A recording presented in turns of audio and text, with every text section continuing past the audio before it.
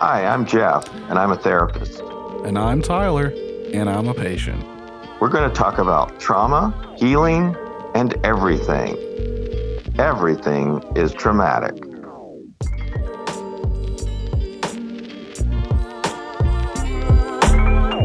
We're talking about how therapy itself is traumatic. Which seems a little weird to think, because we think of therapy as a healing art or a healing process, which it is, but that doesn't mean that every part of the therapy process is pleasant or easy. Right.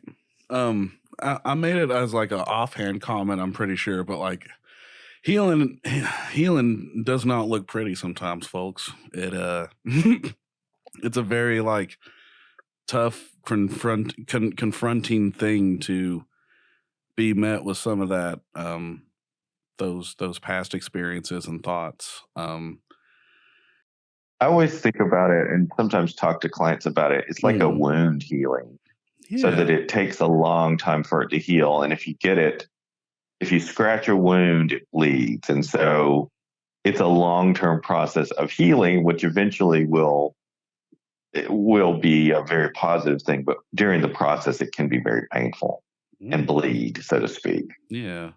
Wow, what a good way to put it, too. Yeah. And I mean, I especially wanted to talk about it just because, like, it's something I'm currently kind of going through in therapy, just with doing the EMDR type of therapy that I'm trying. I've only done like a few sessions, but this last one was pretty heavy.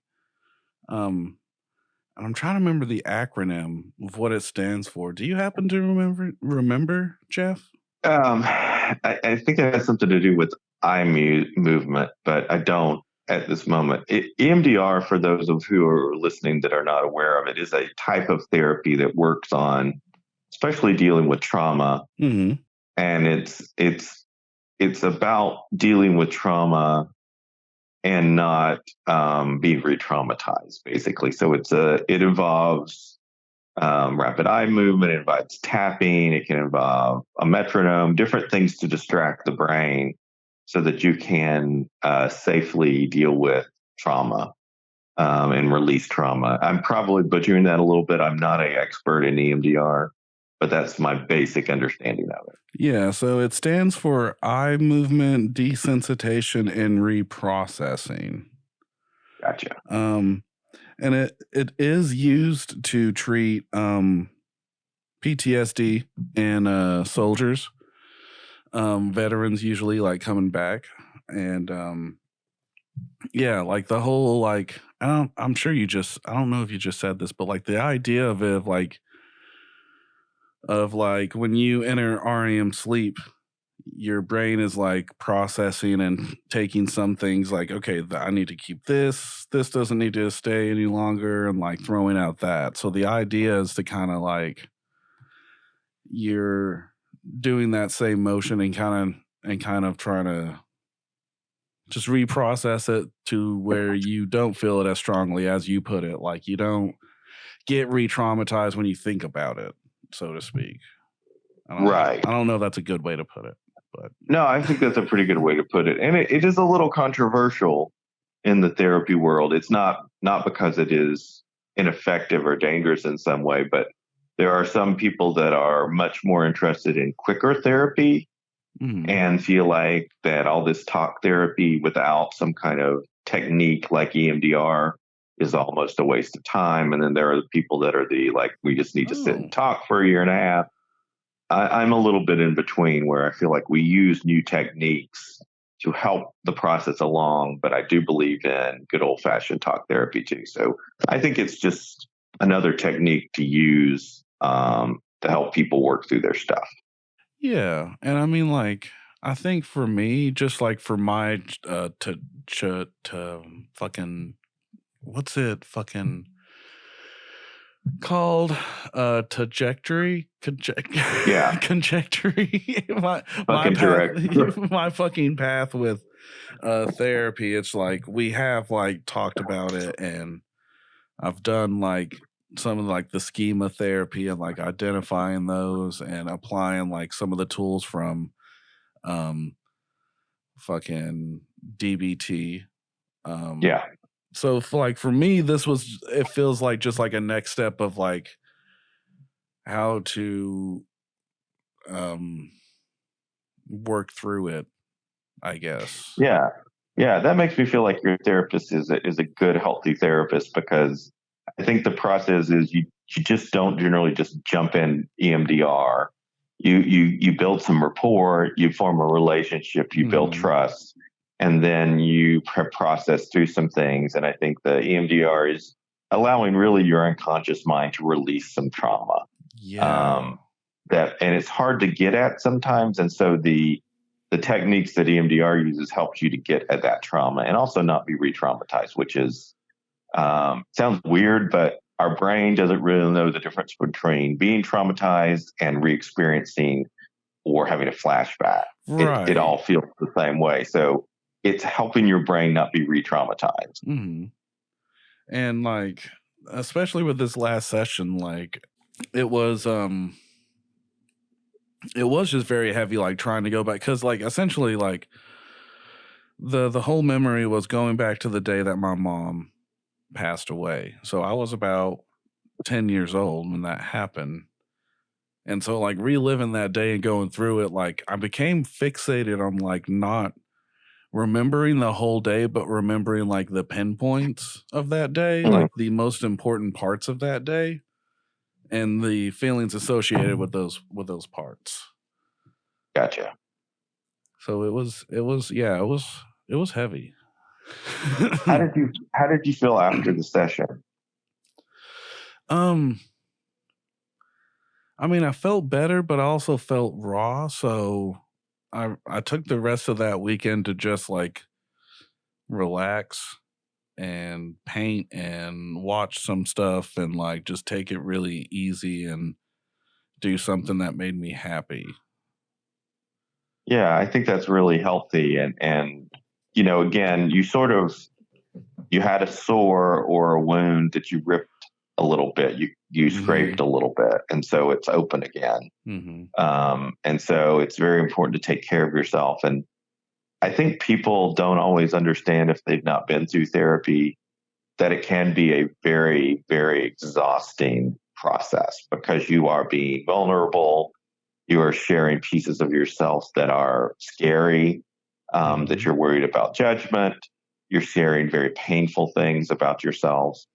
Um, and it's hard to do because we are sort of meant to protect ourselves from vulnerability, Mhm. and so it's sort of a way of becoming, like if there's like cats. If somebody says, if your cat really feels safe, they'll bare their belly to you, because that's their most sensitive spot, but they won't do that until they trust you.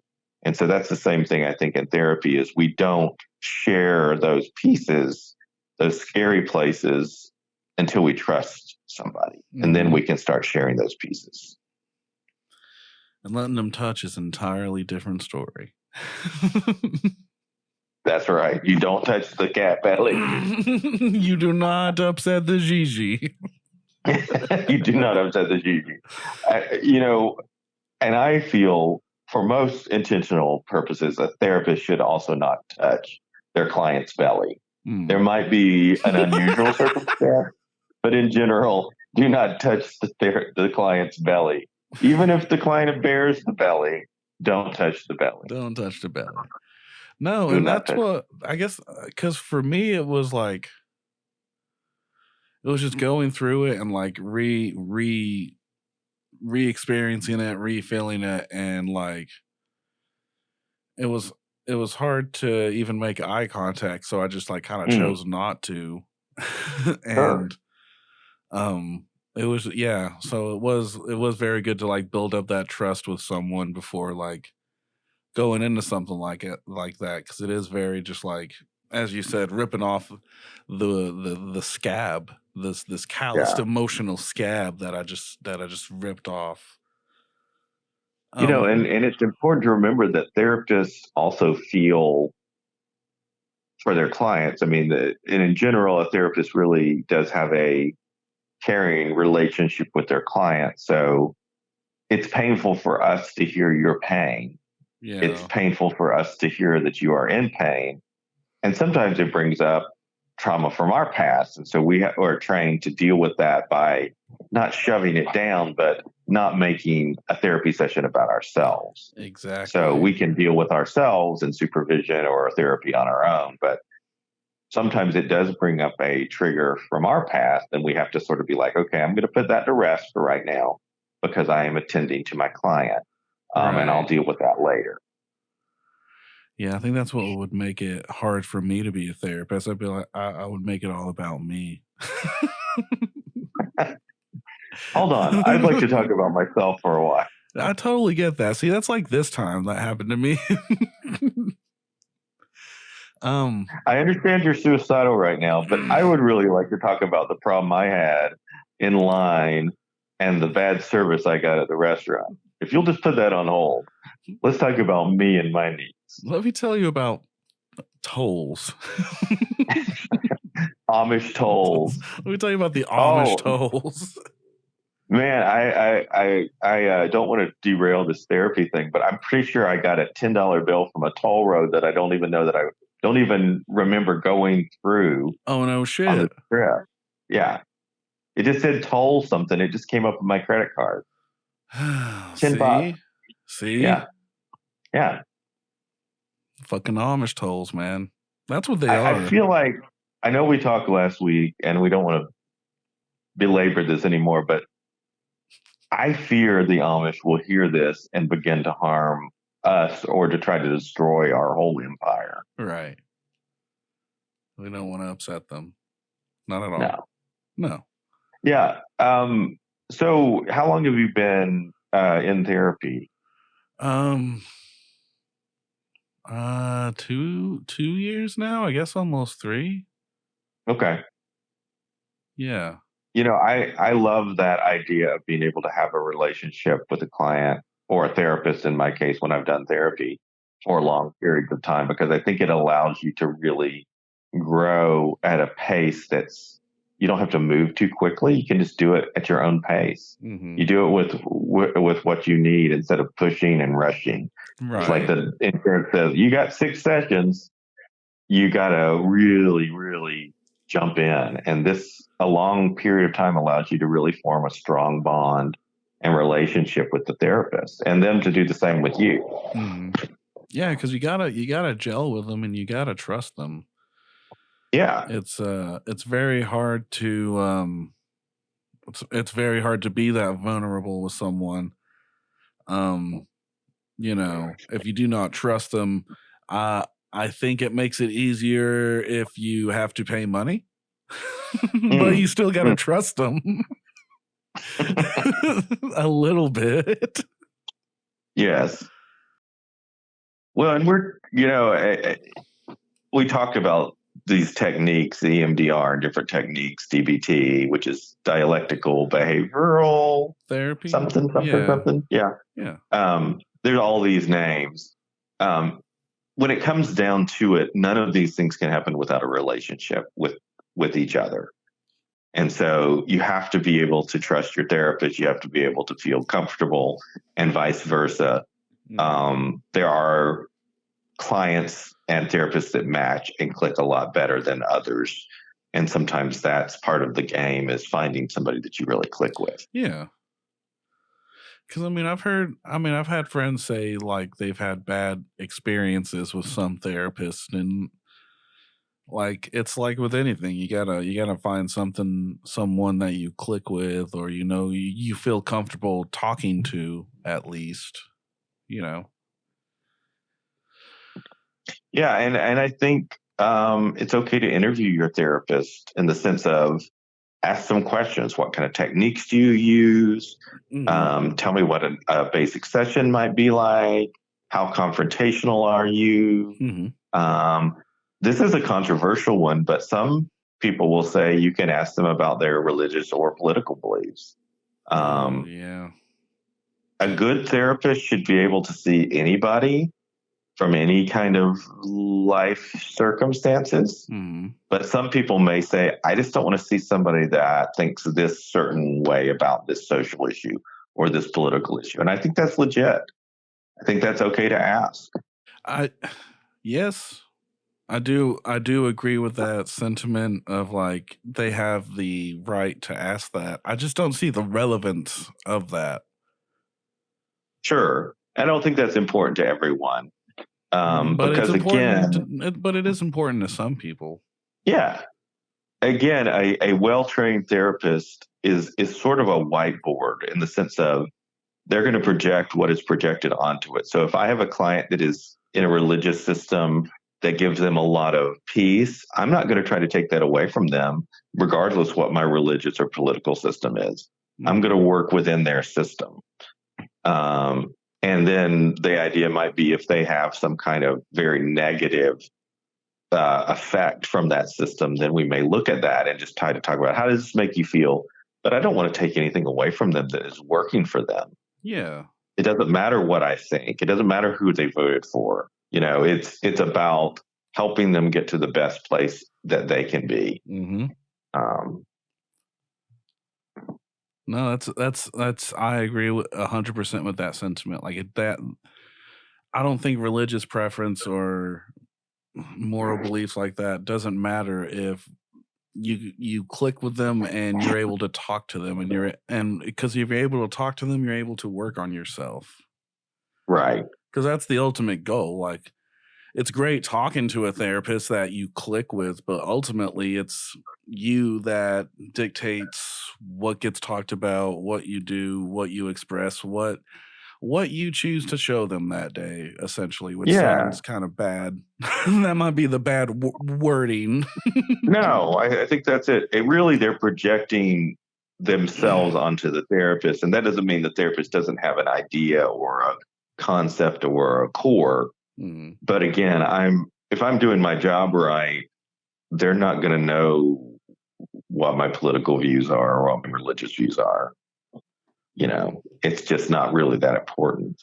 It's not, but at the same time, like I feel better knowing that my therapist is a little left leaning. I think that we can have these shoulder nudge moments of like the system. Am I right? I think that is important too. Sometimes that can be very healing to a person. Yeah, it's having someone on their side. It feels more like they're on their side. Yes, but I think the thing that's important is that whatever that therapist's beliefs are, they are on your side. Their job is to help you have a better, more fulfilled life without as much pain as you might have had. Yeah. So again, I don't care what system somebody comes from. My goal and my wish for them is to have a good life and to be happy and to get rid of baggage that comes up. It is sort of nice when you click and you're just like, okay, we know where we are. We know what we both think here. Yeah. But that's not necessary. Yeah, it's not. It really isn't, but I could see that like for me, especially given just that other side of it, like I could see it being at least a good selling point to someone. Mm-hmm. But, yeah. And there are probably little words, if you read the bio of the therapist, that might give you a clue to which direction they lean, talking about maybe who they see or how affirming they are about certain things. Yeah. Should give you a little maybe nudge towards, okay, I think this person might be a little bit more like me. Right. But the important thing is, this therapist expertise is in businessmen. I don't know. Sorry, that popped in my head, and I was like, "That's," because I get what you mean. Because like there are some that like specialize in like transgender youth and stuff like that. Yeah, you sort of get an idea. Maybe. But I was trying to think of like the other side of that. specializes Don't in mess with the Gigi. don't upset the Gigi. If the therapist says anything about Gigi, you just don't want to see them. You That's all I'm don't, saying. yeah, don't. If they're like, Do not see. And they do that voice too, then you know they're Recommended by the Gigi. Oh yeah, let me. You know, I think it's the whole thing where like somebody like a therapist doesn't have to have been married or to be able to do couples marital therapy. A therapist does not have to have a child to be able to help somebody with a child. So sometimes those things are very nice, but they're not necessary. Mm-hmm. Right. Because like at the end of the day, that's not like their job's not to be an expert on their job's not to be an expert, but it's like they're I mean, it kind of is, but it's more like to guide them to reach their own conclusions, not inform them of like, all right, this is how the brain works. I mean, it is kind of, I feel, at least for me, like it's always like I have this thought, and then it's like I think therapists have a good way of like, oh, that thought is like similar to this concept of da da da da da. Yeah, and you're like, exactly. wow, okay, I didn't know that. That's really cool. to put that, to categorize that. Right. Yes. Yes. So yeah, I think they're like Yodas. We all got some Yodas. Yeah, but they're not all green. And they don't talk backwards. But, we don't talk mess with the Gigi. Gigi mess with you. Gigi, you do not mess with. Yeah. There you go. You do not upset. There we go. Gigi, you do not upset. But I don't know. Like, and then I don't know. Like, I think therapy. I think I mentioned this before, but I feel like therapy really just it doesn't work unless you kind of like believe in it a little bit and like are actually able to be 100% honest with yourself, like all of yourself, like accepting the bad, the good, the neutral, the weird. It's sort of like Santa. Kind of. We're kind of like our own personalized Santas. We are. It's interesting because sometimes people will come to me and they'll say, I don't really need therapy, or I don't want therapy. Mm-hmm. And then they'll start talking about themselves and like their problems. And it's like, okay, well, we won't do therapy then. Go on. So it's sort of that idea of, I don't believe in that therapy stuff, but let me tell you about what's been going on with my wife. Right. Like, yeah. Okay. You call it whatever you want to. I'm listening. I'm just trying to crack open a cold one and talk to you. That's right. Yeah, exactly. Like, I don't believe in that shoo therapy or that chakra stuff. Like, I think that Gigi stuff. That Gigi. That all Gigi frou Gigi. I think if I was a therapist, my office, I wouldn't have an office. It'd be a front porch, and I'd have like a cooler with some beers. That would help probably break the inhibitions a little bit. It's like, man, like just hand them one, like you want to crack one, like, all right, so what's been going on, man? Yeah. We know the session's over when 3 beers been drunk. Like when the cooler's gone, when the cooler's like, yeah, when the cooler's empty, you're done. You're done. You're done. I got another session coming in. I gotta fill up the cooler. It's like good old boy therapy. Good old boys. Well, hell, man, maybe if you just tried not to intellectualize all your problems, you'd be able to fill them correctly and thus come to a proper solution. If you drink enough, you don't have no problem. Yeah, hell, if you drink enough. It's interesting because us two men having this podcast, which I think is us trying to break down some machismo and stereotypes a little bit.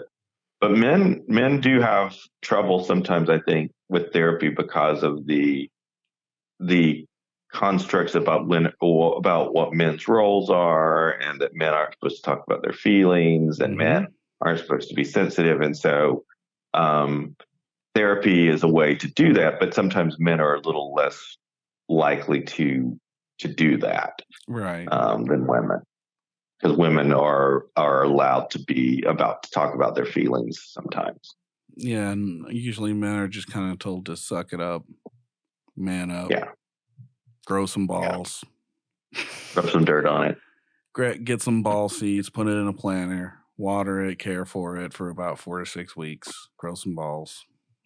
This is a little off topic, but I was talking to some friends last night. Do you remember ever getting the breath knocked out of you? Yeah, I've had it happen. Yeah, it's like we were talking about, like in our, like when you were a kid, it always almost involved some kind of jungle gym or swing set you were climbing on. You fall down, you hit your back, and you can't breathe. You feel like you're dying. And the other kids circle you, and you just lie there going, and if you lie there long enough, they begin to urinate on. Okay. Or that might just be a specific thing I remember. Okay. Yeah. Mine didn't involve like falling, but more like just kids beating each other up. Get punched in the stomach? Yeah, and having the wind knocked out of you that way. That shit sucks. Gotcha. But there was urination at the end. No. Yours didn't have urination. No, that must have just been a very unique... Yeah, we didn't pee on each other, unfortunately. Yeah. We pooped on each other. Oh, Gigi. Gigi. We came from the Gigi neighborhood. Oh, Gigi. What I can remember, like more of like a teenager equivalent to that, was like doing this thing called like a rising shotgun. What? Like, a rising shotgun. So like it's when you would like take a hit of some pot and like hold your breath, and then someone would like grab you and like raise you up and essentially try to like pop your back. But the idea was to make you essentially go lightheaded and pass out. Oh. And I did it one time, and like I fell, like totally went limp, fell down, and then like immediately rose up. And when I came to, like everyone's cheering, and I just like looked so scared. So I mean, when you just wake up and everyone's cheering for you, it's a little scary. Sure, you're not sure what happened. Yeah. So that's like I think that's like my more teenage equivalent to having the wind knocked out of me. Gotcha. But now it's just getting lightheaded from standing up too fast. It doesn't, unless you're playing football or boxing or really into physical activities. Getting the breath knocked out of you doesn't happen a lot to adults. No. I guess that's because we're just sitting around all the time. Not unless you get into it with fucking Terry at the PTA meeting. That's when you start knocking some fucking breath out.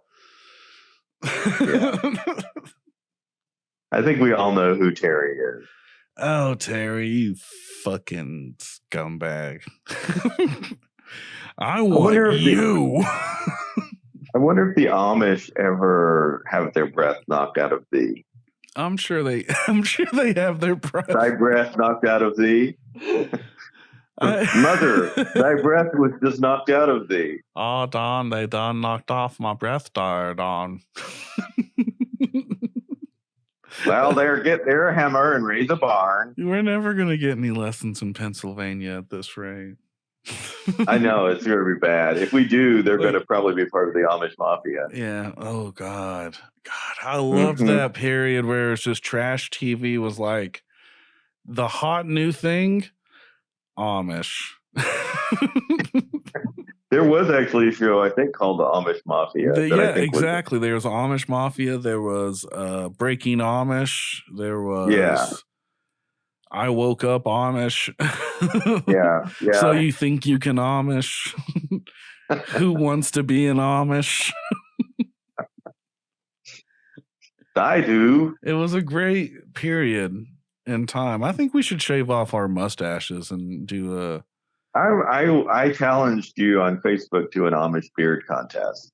So is that what we're doing? We're shaving off our mustaches and just doing that? Well, I mean, I have a job. I'm just not sure for how far I can take it. Right.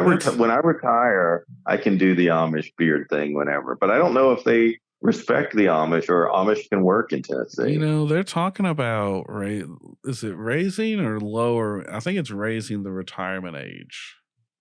Yeah, that's what we need. So do you think you can make it in time before you think you can get grandfathered in to retirement? I'm not working till 70, whatever I just I'm just not doing it. Yeah, I don't know what I'm gonna do. I think my retirement plan is nuclear holocaust. Well, that's gonna happen, so don't worry. Exactly. My 401k is gonna be an AK-47. You know, and if the nuclear holocaust doesn't get us, or whatever the new virus is going to be, the McCartney variant. Yes. Then it's going to be some kind of insane, like, climate thing, flooding. The whole, like, world will flood. You know, it's going to be the Earth. Either way, Earth is going to find a way to eradicate us. It's been trying. It knows that we're essentially a tumor. I think it's like, okay, there's too many of them. Let's throw a virus at them. All the other planets are like, Earth, you really need to get some chemo done. You're riddled with life forms. Slow down. Slow down the people aren't having kids like they used to. I don't blame them. I wouldn't have kids. I still don't want kids. Yeah, I don't either. I'm too old and I'm fixed. So yeah. I need to get the snip. I did have the snip. That's right.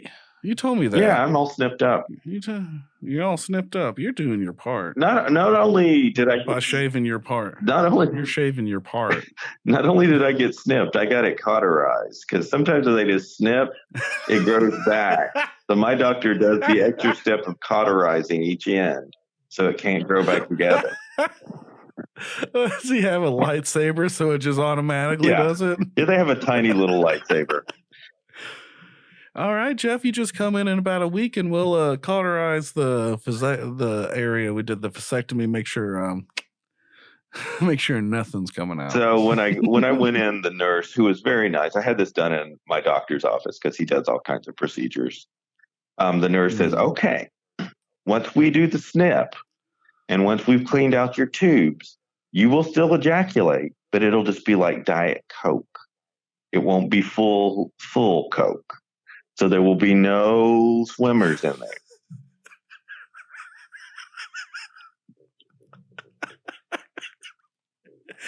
This fucking bitch. Yeah. She was very sweet. I mean, I didn't know what was going on. I'm like, I don't ejaculate anymore, right? No, you still ejaculate. Oh, Jeff, I don't blame you at all. No, that's just like a very weird analogy for Coke, from Coke to cum. Yes. From Coke to cum. From Coke to cum. The Jeff Snell story. From cum to Coke. From cum to Coke. Oh, it's Lord. Diet Coke now. Yeah. Oh my God. So, I mean, I think that's in itself is more traumatic than therapy. You know, I think there's those medical conversations, but part of what is interesting being a therapist is once people feel comfortable around you, they'll say almost anything. And so you hear a lot of things. And of course, we want people to be open, but you'll just hear stuff. And it's just like, I can't believe you said that out loud to somebody. I can't believe you admitted to that. That happens to me now. Yeah. That happens to me now. Jeff, and I'm not even a therapist. You know what I tried the other day? So I was hanging out with some friends that are like they're professional wrestlers, basically. And I'm sorry, the little people. No, they're the big full size, okay.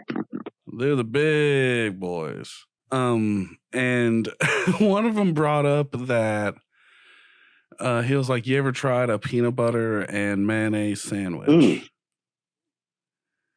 And I was like, "Fuck no, that sounds disgusting." That sounds horrible. Like saying it out loud now, it sounds terrible. Yes. But he swore by it. We went and got bread. We got peanut butter. We got mayonnaise. and we tried it. And it wasn't great, but it didn't taste as bad as I thought. It's surprisingly, the flavors mixed okay, but it wasn't like good. That just sounds horrible to me. I'm not a mayonnaise person anyway. I mean, I'll eat mayonnaise on like in a Jeff, but I don't really like it. Oh, I love mayonnaise. But I didn't like that combination. Have you had a banana and mayonnaise sandwich? No, but my dad fucking swears by them. Yeah. That sounds terrible. Yeah, it just sounds horrible to me. I guess that's that sweet and savory or whatever.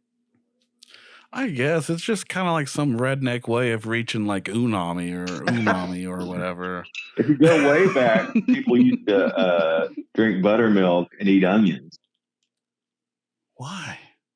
Or pour buttermilk on cornbread. What is wrong with humans? I don't know. Buttermilk smells like shit. Yeah.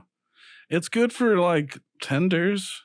Yeah, but that's you're not really tasting the buttermilk in that, I don't think. No. Because it's cooked. You're tasting all the... It's like in the batter. Yeah.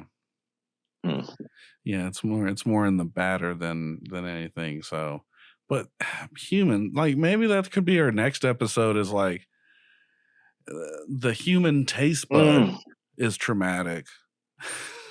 I mean, I think like beer, I just never have gotten a taste for beer, but beer has to be an acquired taste. Wine is an acquired taste to me. I don't know. I mean, I guess there's like, I don't know. Have you ever eaten raw oysters? Nope, never tried oysters. I can't. They look too much like, and they look like they have the consistency of boogers. Have you had a fried oyster? I can't. No, okay. I don't think so. A fried oyster is much. I've never had a raw oyster. But yeah, fried oyster is better. I mean, it doesn't have a slimy consistency. It's just like but it's dark. I mean, like, you bite into a shrimp and you got white meat. Yeah, an oyster is dark when it's fried. So I don't know what that means, but it means that we're thinking about food here, Jeff. I wonder if you dipped a raw oyster in mayonnaise. Oh, fucking raw oyster and mayonnaise sandwich. You ever had one of them? Throw some peanut butter on there. Raw oyster and mayonnaise. Hell, you ain't never had a raw oyster, Worcestershire mayonnaise sandwich? Just take an egg yolk, put on top of it. It's all creamy. Crack that, suck that fucking, don't even cook that egg either. It's good raw. You ain't got to cook it. So, do you know what a tartare is? Tartare. Tartare is like not tartare sauce, but like a meat tartare, which is raw meat. Oh, yes, I've heard of it. Yeah, but they usually put an egg on it. And I'm just like, I could do the meat, but not the egg in the meat. I don't like the consistency of a raw egg. No, I want my meat cooked, unless it's sushi. I'll eat some sushi. Yeah, I guess sushi is technically a tartare. It's a tartare of sorts. I mean, that's like the equivalent of saying that a taco is a fucking hot dog or whatever. Yeah. It's weird, though, because we eat generally what we are brought up around. And so if you were brought up in a place where oysters were part of your everyday stuff, you would like that. And you wouldn't even bat an eye. No, it's just what you eat. Just what you eat. It's just what you would fucking eat, yeah. Yeah. And that's why I like, I mean, I'm not pro eating dog, but we're like, oh, they eat the dog over there. How barbaric. It's like, we eat everything. We eat animals. I mean, You know what, Jeff? I'm going to make this controversial statement, and then I think we can end the show. All right. As much as I love dogs, if I was in another country where dog was a delicacy, I would try it. I feel like it's a very cocky thing to say you shouldn't eat something when right. Not everybody has. I mean, most people eat what they can, which went back to the old idea of you eat every part of the animal, which makes me sort of sick, the brain and the hooves and all the shit that people eat. But I mean, it's responsible. You should eat. If you raise an animal to be slaughtered, you should eat it. All of it. Mm-hmm. Instead of throwing it away. Wait. Every piece all of it. All of it. Even the down to the udder to the horns. Well, I think you use the udder and the horns for like party favors or accoutrement. Fucking the beak to the legs. Yeah. They eat chicken feet places. Yeah, they do. Yeah. That's true. That's true. You know, Jeff? Probably a good stopping point. Gigi would say, let's stop there. Gigi would say, I think this is reached its logical conclusion. Any final thoughts about therapy, not wasting animal parts? And if you're afraid of therapy, just remember it's just a conversation. Therapists are well trained. They are bound by ethics to not harm you. And so, but it is okay to ask questions up front. So I feel like that most people's therapy experience is going to be a positive one, even though it goes through that process of healing that is sometimes painful we talked about. Yeah, I think at the end of the day, if you think you're ready, if you're ready for therapy, if you feel like you could benefit from it, then I think you will learn that you can benefit from it. It's just based on what you're willing to try and benefit from. Yeah, you have to be willing to put in the work and the time and the effort, and be willing to feel uncomfortable. So, yep, that's right. It sucks, but it sucks now, but it'll be very rewarding when I have self-confidence. Yes. And from all of us here at Everything is Traumatic, I am Tyler. And I'm Jeff. And take care of yourself, as always. I'm going to stop recording.